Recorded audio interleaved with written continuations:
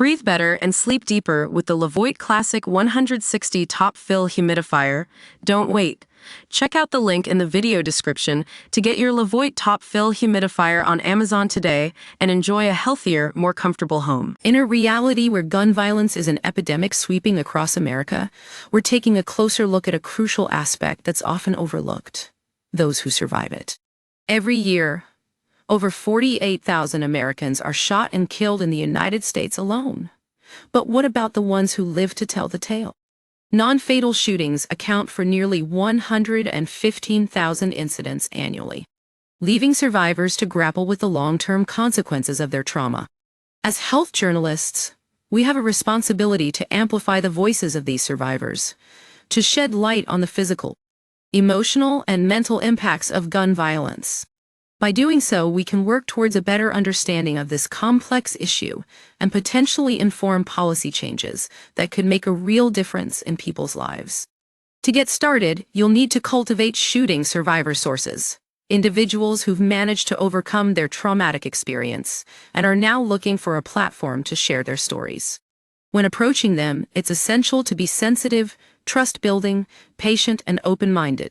Survivors have lost a level of power and control due to their trauma, so it's crucial to put them at ease and to make them feel in control.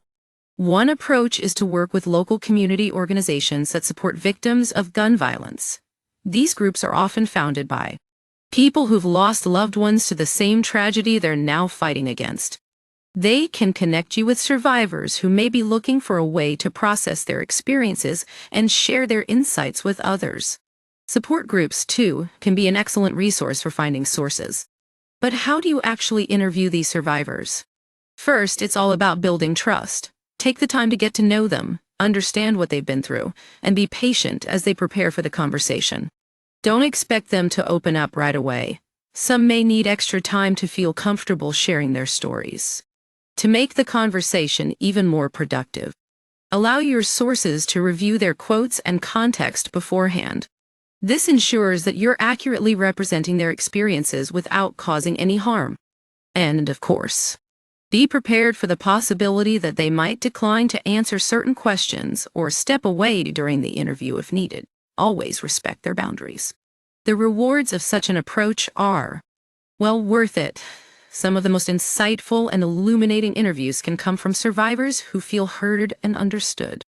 As health journalists, we have a unique opportunity to share these stories, to help raise awareness about the full extent of gun violence's impact, and maybe even inspire some meaningful change along the way.